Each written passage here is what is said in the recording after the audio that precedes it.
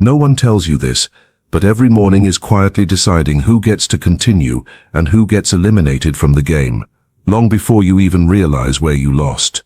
The world doesn't care how many plans you made last night, how many promises you made to yourself, or how determined you felt for those few short days.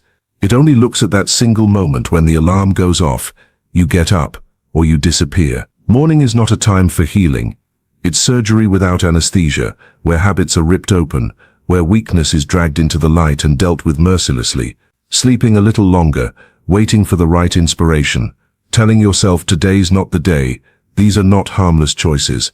They are the first signs of someone voluntarily climbing onto the operating table. Ordinary people live based on emotion. They need motivation, need encouragement, need a beautiful enough reason to start. They design their mornings to feel comfortable, gentle, unchallenging. But there is always another way, a different mode of existence that doesn't ask permission from emotions, that doesn't wait to feel ready. That way wakes up like a machine, not because of motivation, not because of inspiring goals, but because it knows if it misses a single beat, it will be swallowed by the crowd of procrastinators. Morning doesn't wait for you to be ready. It doesn't care how you feel. It doesn't ask, doesn't negotiate, and doesn't wait for you to feel okay before it begins. Either you show up on time and do your job, or you get left behind so far that no one even notices. Real discipline isn't exciting. It makes others wary of you. If you still need inspiration to start, you will hate it. But if you want to become the kind of person whose discipline is frightening enough that no one dares disrespect it, then keep going. And before we go deeper, subscribe to the channel, hit like, and leave a comment about the habit you want to keep for the rest of your life. That tells me you're not just watching for fun. Let's begin. Chapter 1. The Awakening. The story I'm about to tell happened to a man named Mark. Mark went to work every day, finished his tasks, paid his bills on time, and at the end of the month he didn't have too much to worry about. His life was generally stable, busy enough to feel useful, familiar enough that he didn't ask any big questions. But there was one thing that repeated with disturbing precision. His mornings, every single day. The alarm rang. Mark reached out and turned it off by reflex. He lay there just 5 more minutes, a familiar deal he made with himself. Those 5 minutes usually stretched longer than planned, but never long enough to fall back asleep completely. He jolted up in a half-awake, half-dreaming state, and the first thing he did, as always, was pick up his phone. Just a quick check. Emails appeared, an unanswered work message, a meeting he'd forgotten. Before his feet even touched the floor, Mark's mind was already tense. Not panicked, just the feeling of being pulled along, as if the day had already started while he was still fumbling to tie his shoes. Mark entered the morning chasing everything instead of leading it. For years, Mark believed his problem was motivation. He was the serious self-improvement type. He listened to morning podcasts, the kind everyone says will change your mindset. He tried every trending morning routine, periods of waking up early to exercise, periods of writing a few lines each morning, phases of meditation, phases where he simply promised himself not to touch his phone right after waking up. Every attempt started the same, almost comically. The first 2 or 3 days went pretty well. Mark felt sharper, more proactive, even a little proud, thinking this time it might be different. Then life crept in.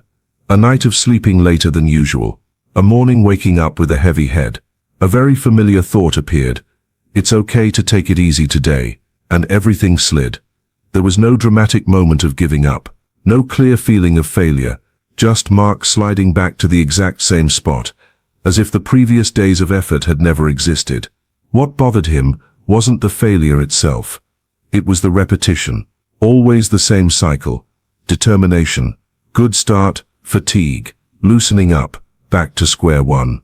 Eventually Mark started thinking of it as part of his personality. Maybe he just wasn't cut out for early mornings. Maybe he worked better at night. Maybe he just needed more motivation. Mark didn't think he was lazy. He worked hard. He fulfilled his responsibilities. He just kept losing at the same moment in the same fragile instant of the day, until one completely ordinary morning, when Mark was sitting on the edge of the bed, phone still in hand, and asked himself a simple question. Why do all these things only work when I'm still excited? Why does everything vanish the moment I'm a little tired? For the first time, Mark didn't look for a new solution. He just stared straight at how he started his day, and he realized maybe the problem isn't that he lacks motivation, and it's not that he hasn't tried hard enough. Maybe what keeps making him fail is that every morning he allows himself to negotiate. He always leaves a small door open for procrastination. When Mark paid closer attention, he noticed people around him who didn't talk much about feelings, didn't share secrets, but showed up on time every morning. They didn't seem more excited than he was. They were just more consistent. And in that moment, Mark understood something that gave him a slight chill. If he kept starting his days this way, he wouldn't collapse immediately. He would just slow down gradually, and the people who maintained their rhythm, even quietly, without fanfare or inspiration, would silently pull far ahead before anyone noticed. Chapter 2. The Japanese Principle, Gyoji. After that morning, Mark lost interest in chasing more motivation, because he began to see clearly something he had always avoided. What made him lose wasn't lack of effort. It was that every morning he gave his emotions the right to decide for him. When he observed more closely how people who always kept their rhythm started the day, Mark realized they didn't do anything overly complicated, but they followed a completely different logic. In Japan, that logic is called Gyoji. Gyoji is not a method to feel better, nor is it meant to inspire. It is simply the continuous, uninterrupted maintenance of action, regardless of what you're thinking or feeling inside. The difference between Western and Japanese approaches is stark here. In the West, morning is often seen as the domain of the individual. You're encouraged to listen to yourself, to ask whether you want to do this, whether you have enough motivation yet, whether you need more time to get into the groove. Those questions sound reasonable, but they turn the morning into a prolonged negotiation between fatigue and responsibility. The Japanese do not start the day that way. In Gyoji, morning is not a place to express personality, nor a time to explore emotions. It is treated as part of a system, and a system does not ask for emotions. The Japanese do not ask themselves, "Do I want to?" Because that question was eliminated from the beginning. The only question that remains is, what is the sequence? That sequence is fixed before the day even begins. Wake up time, first action, and the next after that, linked together like pre-installed gears. No step requires you to feel ready. No step waits for inspiration. The theory rests on a very blunt assumption. Human beings are at their worst when making decisions right after waking up. If you let a person decide at that moment, they will ruin their own day, instead of trying to train you to become stronger every morning. Gyoji eliminates the need to be strong altogether. When every action is standardized, you don't need willpower to start. You just follow the sequence. Morning thus becomes anonymous, uncreative, inflexible to mood. It sounds harsh, but that very cold repetition creates endurance. Mark gradually understood why this mindset makes many Westerners uncomfortable. It doesn't comfort you when you're tired. It doesn't encourage you when you're bored. It doesn't give you reasons to slow down. It assumes that if you're given the right to choose in the morning, you will choose the easiest path, and the easiest path, repeated long enough, will drag you downward. The Japanese don't see that as pessimism. They see it as reality. In Gyoji, weakness is not denied, but it is not allowed to control action. You can be tired, bored, unwilling, but those feelings have no right to change the established sequence. They exist, but they stand outside. When Mark put all of this together, he began to understand why people who operate on Gyoji rarely talk about motivation. They don't need it, because they don't have to fight themselves in the morning. That battle has been removed from the schedule. They don't waste energy on internal arguments, so they preserve energy for things that truly matter. Over time, that relentless precision creates a different kind of person, not louder, not more inspiring, but stable to a frightening degree. And that was what drew Mark to Gyoji. Not the promise of happiness, but the commitment to non-interruption. Japanese-style discipline does not exist to make you feel good about yourself. It exists to ensure you stop sabotaging yourself at the most fragile moment of the day. And that very emotionless continuity, over time, turns you into an extremely difficult to break entity. Chapter 3. Destroy the part that wants to negotiate. When Mark began applying the Japanese-style routine, he quickly realized this wasn't a story about waking up early or doing more.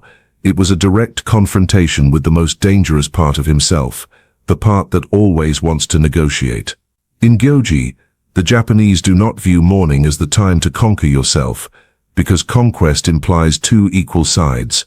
They see morning as the time to strip decision-making power away from the human being, because they understand very clearly that the moment you wake up, your brain will do everything to postpone discomfort. Mark felt it from day one. The alarm rang at the set time. The sequence was already in place, but his brain began pleading with very reasonable excuses. You slept late yesterday. You can loosen up a bit today. Starting 10 minutes late won't matter. Doing it differently would be less boring. His body resisted with waves of fatigue and heaviness, as if to prove that getting up right now was inhumane. And right there, Gyoji reveals its inhuman nature. In Japanese theory, every negotiation in the morning is considered a gap, a tiny crack where the ego slips in and takes control. Therefore, Gyoji does not argue with the brain, nor persuade the emotions. It simply denies them the right to speak. The sequence exists independently of mood. Time to get up. Time for the next step. Do the next step. No evaluation. No adjustment. Mark realized that for years he hadn't been losing because he was lazy. He had been losing because he always allowed an internal meeting to take place every morning. And the outcome of that meeting almost always leaned toward comfort. On day 2, his brain changed tactics. It no longer begged for more sleep. It suggested optimization, change the order for better efficiency, do less to conserve energy, be flexible to avoid overload. In Western thinking, these suggestions sound very smart, but in Gyoji they are alarm signals. The Japanese view morning flexibility as the seed of interruption, because every small change opens the door to the next change. Mark began to see the logic clearly when he forced himself to stick to the sequence, even as his mind kept asking, why be so rigid? The answer of Gyoji is not in reasoning, it's in the result.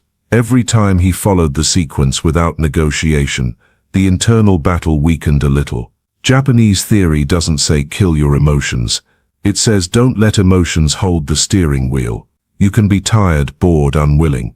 But those states are not allowed to change the chain of actions. They sit in the back seat, not the driver's seat. Mark recognized this subtle but brutal distinction.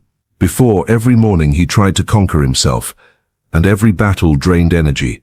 Now he no longer fought. He simply bypassed the fight. Gyoji removes the battlefield by removing the right to choose. That made him far more uncomfortable than forcing himself to try hard, because he no longer got the feeling of being a good person, someone making an effort, someone pushing past limits. He was just someone executing the sequence. Day after day, the part of him that wanted to negotiate grew more desperate. It brought out sophisticated reasons. Today there's an urgent matter. Today you need to conserve energy. Doing it this way today isn't efficient. Sometimes it pretended to care. Sometimes it played strategist. Gyoji treats all of that as noise. And noise is not handled with dialogue, but with disregard. In Japanese thinking, discipline is not willpower. It is designing the environment so that willpower never has to appear. When Mark kept the time, kept the order, kept the actions, his brain gradually learned something new. Negotiation no longer works. And when negotiation no longer works, it appears less frequently. This is where Gyoji completely diverges from motivation-based discipline systems. Instead of encouraging you to become stronger, it strips weakness of power. Mark began to see his mornings change, not because he was more excited, but because they became quieter. No more arguing inside his head. No more small decisions tearing apart the big rhythm. Only continuation. And there, Gyoji's brutal message becomes clear. You do not negotiate with discipline, because every time you negotiate, you are teaching the ego that it has the right to break the rules. The Japanese understand this cumulative effect very well. Breaking the sequence once doesn't just ruin that day, it ruins trust in the sequence for the days that follow. Mark looked back at the previous years and realized he had been stabbing his own future with very small, very reasonable cuts, snoozing once, changing order once. Today just a little different. None of the cuts were big enough to kill his dreams instantly, but they were enough to make them bleed slowly. And when he stood there on morning 30, morning 40, executing the sequence in an almost emotionless state, Mark understood why Gyoji is considered cold, because it doesn't give you the feeling that you're doing something noble. It only guarantees one thing: the chain remains unbroken. In that world, the ego that wants to negotiate doesn't die right away, but it is starved. And when starved long enough, it loses strength. Mark didn't feel like he had become a better person, but he began to become a much harder person to break. And at that moment, the sentence rang very clearly in his head, without anyone needing to repeat it. Every morning you skip discipline is a knife in your own future. Chapter 4. No gaps. When giving up becomes impossible. After a few weeks living with Gyoji, Mark began to realize a truth that both chilled him to the bone and brought strange relief. What had caused him to fail for so many years wasn't because he was weak, but because in everything he did, there was always a gap. A small crack, very reasonable, very human, where he allowed himself to slow down, change his mind, do things differently. And that very gap was the door through which everything collapsed. The Japanese have a very straightforward view on this matter. In their thinking, any system that allows exceptions is already preparing for the day it breaks. A gap isn't a place to rest. It's the crack through which demons slip in. Not mystical demons, but something far more familiar.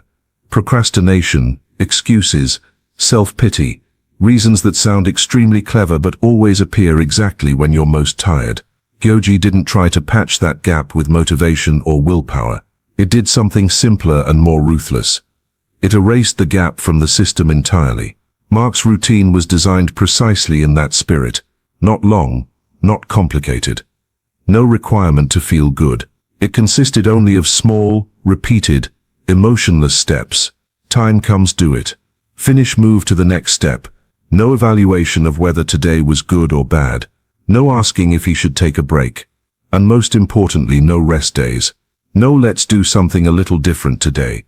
No exception due to circumstances. The Japanese understand something very clearly that took Mark many years to accept. Exceptions don't stand alone. One exception today will give birth to another exception tomorrow. And very quickly after that, the exception becomes the new rule. That's why Gyoji doesn't allow rest. Not because humans don't need rest, but because resting in the morning sequence means handing control back to emotions. Mark once thought this was too extreme. But when he observed himself, he realized that every time he allowed himself just one day off, the next day everything felt twice as heavy. Getting back into it was harder than continuing. Gyoji chose the opposite path, making continuing easier than stopping. When the routine is small enough and repeated enough, you don't need willpower to maintain it. Willpower is only necessary when you have to make a choice. And in this system, choice almost disappears. Mark no longer woke up wondering whether he would do it today. That question had been deleted. He also no longer needed to remind himself to be disciplined. Discipline was no longer a personal quality. It became a property of the system. Day after day, Mark began to notice a very strange change. He no longer felt like he was trying. He didn't feel stronger. He just felt he had to think less. Mornings became quiet. No more arguing. No more small decisions draining his spirit. Only action following action. In Japanese thinking, this is the ultimate goal of discipline, removing humans from the loop of decision-making. When you no longer have to choose, you no longer have to fight yourself. And when you no longer fight, there's no place left to lose.